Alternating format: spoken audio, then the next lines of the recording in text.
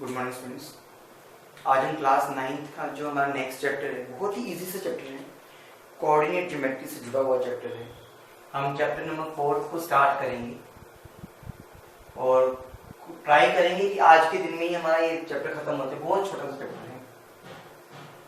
Chapter का नाम है linear equation in two variables.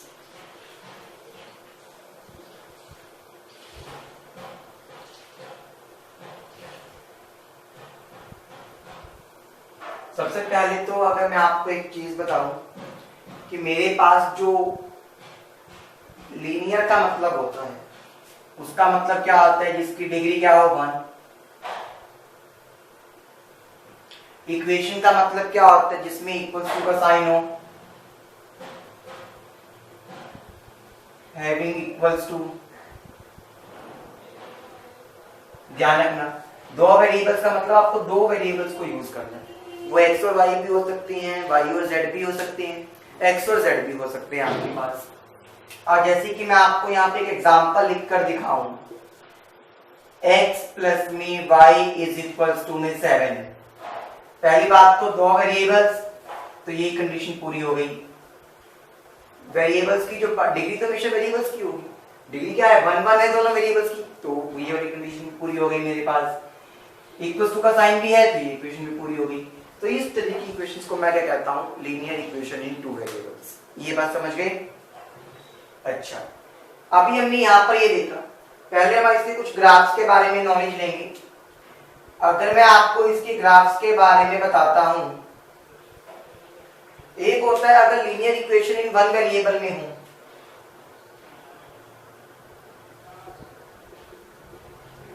In one variable में अगर आपको काम करना है, तो जनरली आपके पास क्या होता है, जैसे कि मैंने कहा x इज इक्वल टू 7, ठीक है। आप ये भी कह सकते हो कि y इज इक्वल टू 2। ये क्या आपके पास एक एक इक्वेशन यानी कि एक एक वेरिएबल में है।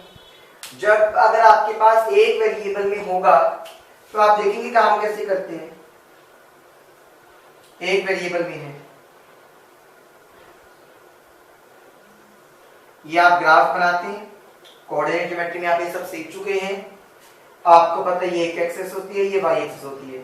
मान लो ये मेरे पास 0 ओरिजिन था, ये 1 था और ये 2 था, ये 3 था। मान लो इसको अभी छोटा कर देता हूं, मैं इसको 3 कर देता हूं, ये 4 था मेरे पास। x इक्वल्स टू 3, y तो है ही नहीं, डजंट मेक एनी डिफरेंस। अगर y नहीं है तो भी मुझे कोई फर्क नहीं पड़ने वाला। तो क्या होगा, आप क्या करेंगे, यहां से एक लाइन प्रोड्यूस करेंगे, कहां तक जाएगी मुझे क्या पता कहां तक जाएगी, इनफाइनाइट तक जाएगी। तो ये क्या आ गया आपके पास, एक वेरिएबल का ग्राफ आ गया। समझ रहे हैं ये बात, एक वेरिएबल का क्या आ गया, ग्राफ आ गया। अब एक बात को सुनना, यानी कि मेरे पास यहां से एक कंडीशन डेवलप हो गई, जब भी मेरे पास एक वेरिएबल का ग्राफ अगर वो एक्स की फॉर्म में है, तो जो लाइन है वो पैरेलल जाएगी किसके, line parallel to Y axis. किसके पैरेलल जाएगी, वाई एक्सिस के पैरेलल जाएगी। ये चीज क्लियर? अगर मैं इसी में आपके पास एक ग्राफ बनाऊं y इज इक्वल टू 2 के लिए, मान लो ये 1 था और ये 2 था, देख पा रहे हो आप, ग्रीन से जो मैं लाइन बना वो कुछ इस तरह से जाएगी। तो एक ही वेरिएबल में थी, एक स्ट्रेट लाइन गई, तो जो लाइन है वो पैरेलल जाएगी एक्स एक्सिस के, यानी कि उल्टा हो जाता है। ये बातें समझ आ गई अच्छे से सभी को? तो ये हमने वन वेरिएबल का ग्राफ देखा, क्लियर अच्छे से। अब अगर मेरे को एक चीज और बता दूं, कोई ये कहता है कि वन वेरिएबल में इसको रिप्रेजेंट करना है, अगर मुझे वन वेरिएबल में रिप्रेजेंट करना है तो मैं क्या करूंगा, एक सिंपल नंबर लाइन बनाऊंगा, जैसा आप नंबर लाइन बनाते आए थे क्लास 6 7 में। ये क्या होता है, 0 1 2 3 -1 -2। उसने क्या कहा, रिप्रेजेंट, अच्छा ग्राफ नहीं कहा उसने, ये तो था मेरे पास। अब उसने अगर मान लो ये कह देता है x इक्वल्स टू 3 भी उसने कहा, x इक्वल्स टू 3 भी उसने कहा, तो ये तो रिप्रेजेंटेशन है आपके पास, रिप्रेजेंटेशन इन कोऑर्डिनेट सिस्टम।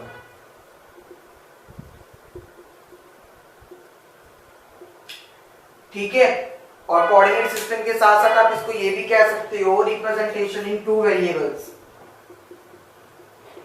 आऊंगा भी इसके ऊपर कि ये दो वेरिएबल्स में कैसे हुआ सर, ये तो था तो एक ही वेरिएबल में।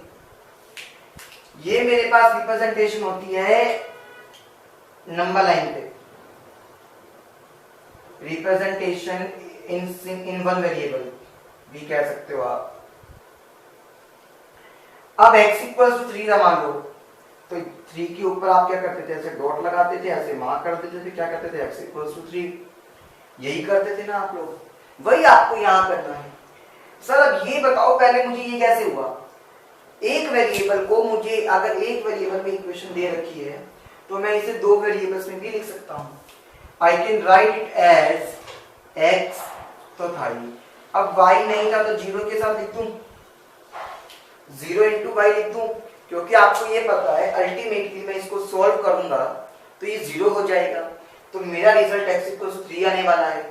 लेकिन दुनिया को दिखाने के लिए मैंने यहाँ पे दो वेरिएबल्स का यूज कर लिया, इस वजह से मेरे पास क्या बना, अगर जब भी दो वेरिएबल्स में रिप्रेजेंट करना हो तो मैं प्लेन पे रिप्रेजेंट करता हूँ। क्योंकि अब देखो यहाँ का मतलब क्या है, इसका मतलब क्या है, x तो 3 है और y क्या है 0, x तो 3 है y क्या है 0, तो उसी को तो रिप्रेजेंट कर रहा है मेरे पास। ये बातें क्लियर हो गई अच्छे से। तो मैं क्या कह सकता हूँ, converting one variable into two variable.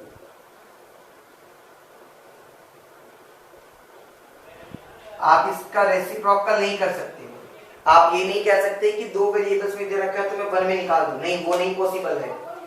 ये अच्छे से क्लियर है, पक्का क्लियर। चलिए अब हमने यहाँ पे सिंपल ग्राफ बनाना सीख लिया, हमारे पास अगर वन वेरिएबल में हो तो मैं कैसे कर सकता हूं।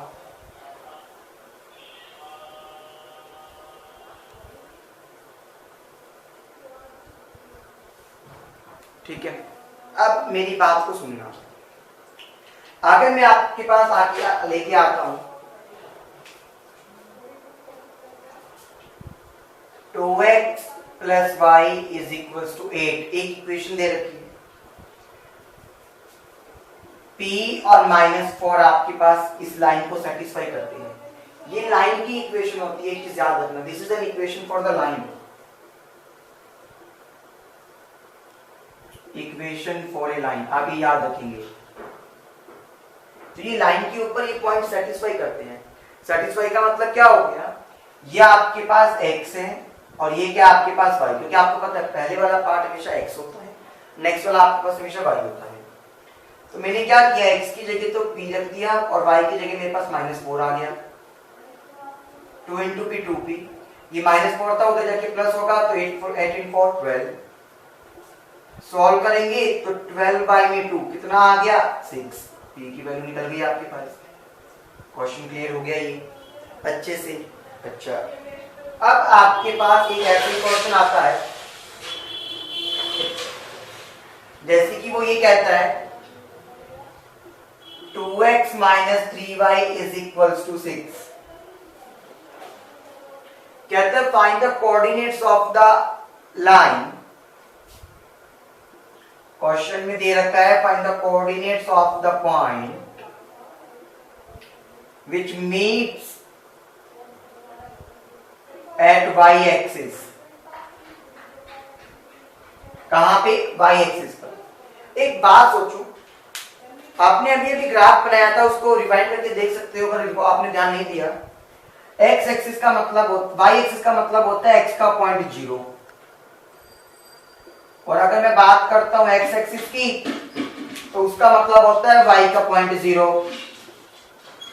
तो इन दोनों चीजों का बहुत ध्यान रखेंगे आप। अब सर इसका मतलब मेरे पास यहाँ y एक्सिस कहता है तो जहां पर भी मेरे पास x है वहां पे मैं क्या कर दूंगा, 0 को पुट कर दूंगा। तो 3 को 0 से मल्टीप्लाई किया तो 0, 2x इज इक्वल टू 6। अच्छा सॉरी, आपको तो y एक्सिस कहा था ना, तो y एक्सिस का मतलब क्या है, जहां पर भी x एक्सिस है वहां पे जहां पे भी x का पॉइंट है वहां पे क्या लिख दूंगा 0, 0 minus 3y is equal to 6। ये 3 माइनस का हो जाएगा डिवाइड, तो सॉल्व किया तो माइनस का 2 आ गया। कोऑर्डिनेट्स निकालने थी, x का पॉइंट तो 0 ही रहेगा, y का माइनस का 2 आ गया, कोऑर्डिनेट्स निकल गए आपके पास। ये चीज क्लियर हो गई अच्छे से, पक्का? चलिए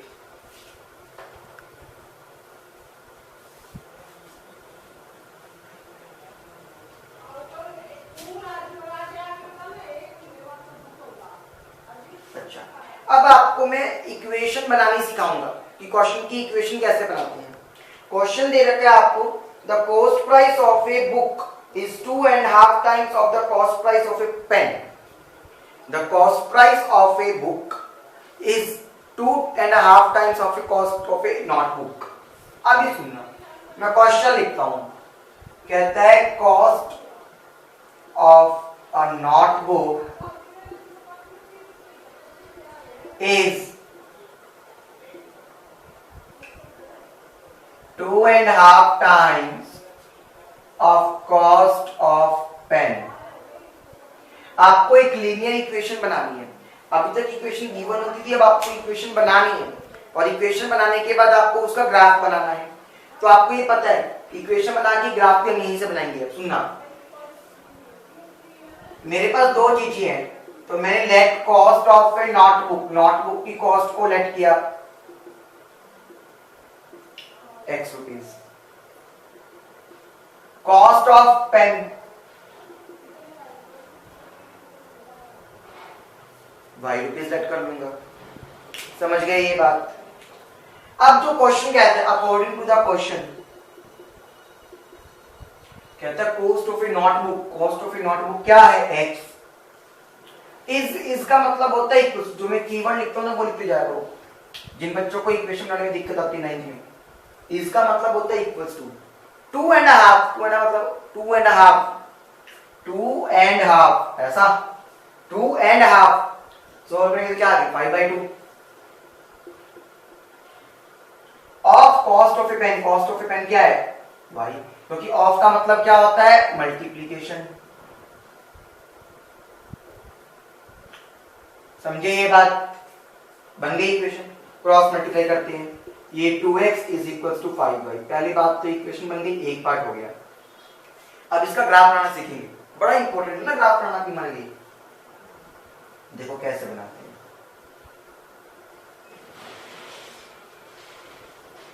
ये y एक्सिस, ये x एक्सिस, ये ओरिजिन।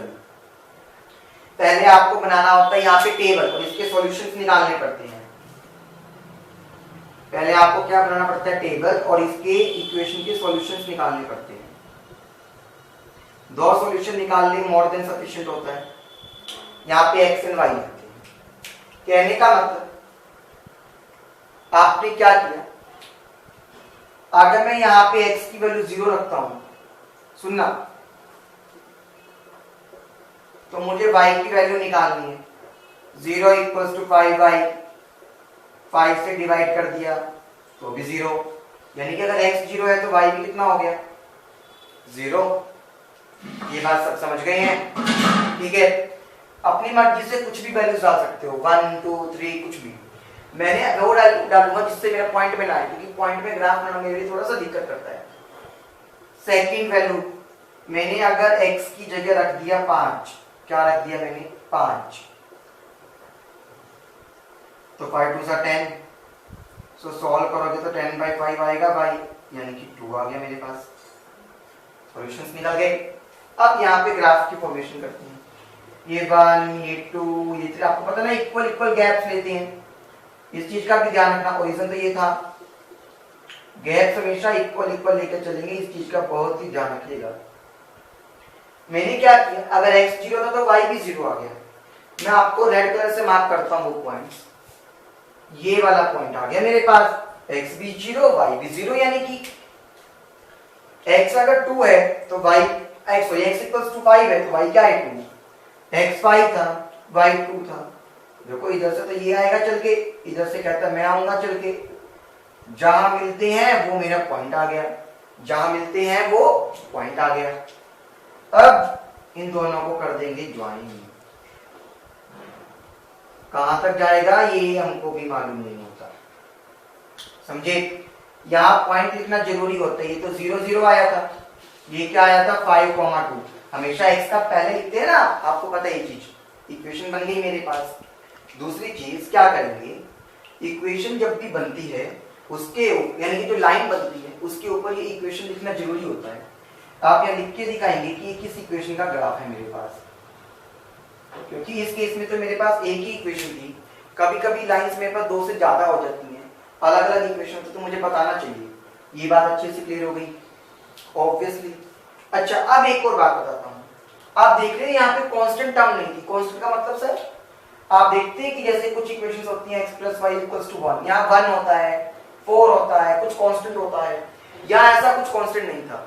जब भी कांस्टेंट नहीं होगा तो वो ऑलवेज पास करेगी ओरिजिन से, ऑलवेज पासेस थ्रू ओरिजिन।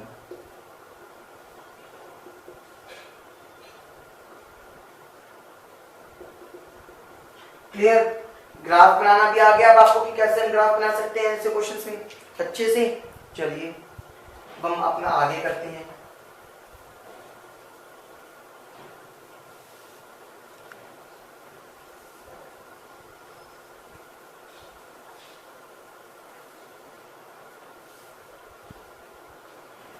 कभी कभी वो क्वेश्चन दे देते हैं स्टूडेंट्स कि आपके पास दे रखा है x + में 2y = -x। कहता है इस इक्वेशन के ना 2 सॉल्यूशन निकालो। कितने सॉल्यूशंस निकालने हैं आपको? 2 सॉल्यूशन निकालने हैं। तो आप क्या करेंगे, पहले आपने अपनी मर्जी से x की जगह 0 रखा, तो जहां पर भी x है वहां 0 को पुट कर देंगे। सॉल्व करके y की वैल्यू क्या आ गई 3। तो एक सॉल्यूशन क्या मिल गया 0 पे 3। ये फर्स्ट केस। सेकंड केस आपकी मर्जी है, मान लो मैंने x की जगह 2 रखा, कुछ भी रख सकते हो। मैंने क्या कहा आपको, सॉल्यूशंस निकाल रहे हैं हम, तो मैंने क्या रखा x की जगह तो 2, 2y = 6। 2 से जाके माइनस होगा तो 4, y कितना आ गया 2। तो आप देख पा रहे हैं 2 पर मेरे पास आंसर 2 आ गया। ये 2 सॉल्यूशंस आ गए। आप चाहो तो 3 भी निकाल सकते हो, 4 भी निकाल सकते हो, जितना मर्जी सॉल्यूशंस। वो तो किसके ऊपर डिपेंडेंट है, x के ऊपर डिपेंडेंट है। जो वैल्यू आप पुट करेंगे y की उतनी वैल्यूज आ जाएंगी। यहां से आपके पास एक कंसेप्ट निकल कर आया। अगर मैं यहां से ये पूछूं how many solutions it can have, how many solutions it can have, कि इसके पास कितने सॉल्यूशंस हो सकते हैं माय डियर स्टूडेंट्स, तो आपका आंसर आ जाएगा इनफाइनाइट मैनी सॉल्यूशंस, क्योंकि कोई रेंज ही नहीं है मेरे पास। जिसका जो मर्जी मन करता है वो पुट कर देता है, उसके अकॉर्डिंगली आंसर आ जाता है। तो आप क्या कहेंगे, infinite many solutions we can have for this equation.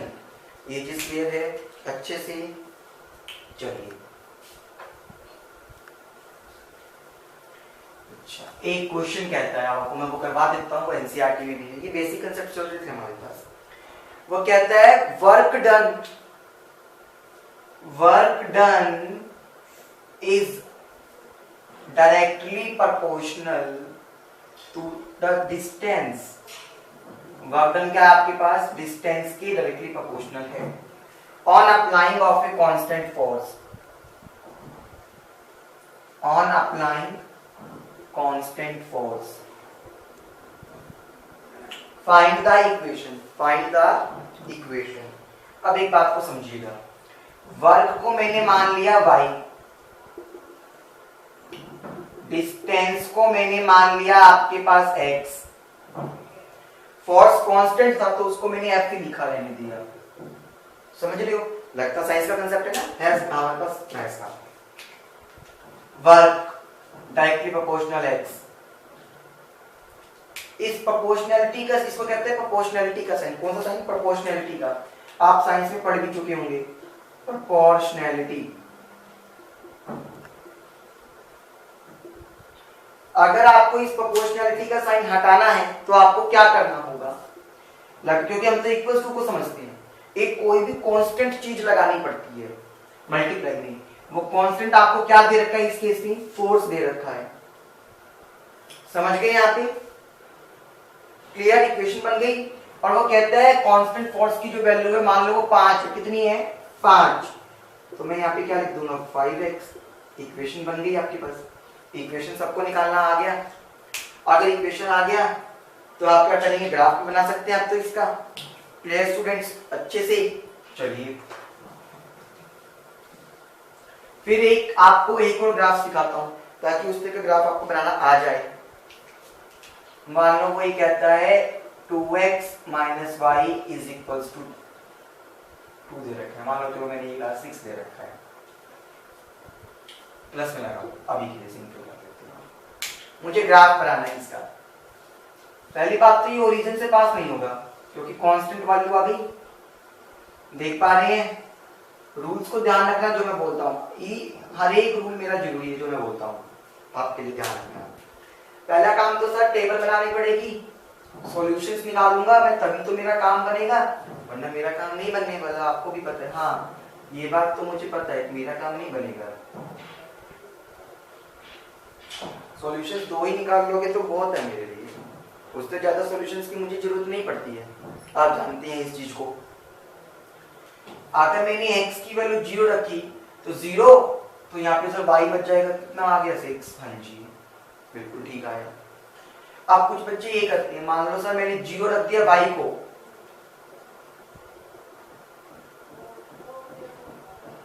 To divide 3 आ गया, 3 आ गया। आगे देखो, यानी कि अब मैं यहाँ पे लिखता हूँ 1, ये 2, ये 3, ये 4, ये 1, ये 2 और ये 3, 0। अच्छा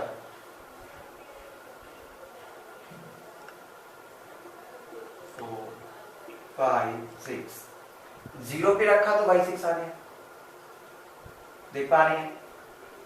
x 3 था तो y 0 आ गया। इसका मतलब क्या आता है? 0 और 6। इसका मतलब क्या आता है? 3 और 0। आपको दिखाई दे गया। अब ग्राफ मेरा क्या बनेगा? इन दोनों को आपस में ज्वाइन कर दूंगा मैं। आपको पता है मैं यहाँ पे इक्वेशन क्या लिखता हूँ, जो मैंने सॉल्व करी है। बन गया मेरे पास ग्राफ, अच्छे से क्लियर हो गया ये वाला ग्राफ भी। अब मुझे उम्मीद है कि हमारे पास लीनियर इक्वेशन इन 2 वेरिएबल्स का कांसेप्ट सबको क्लियर हो गया होगा स्टूडेंट्स। क्लियर? Thank you.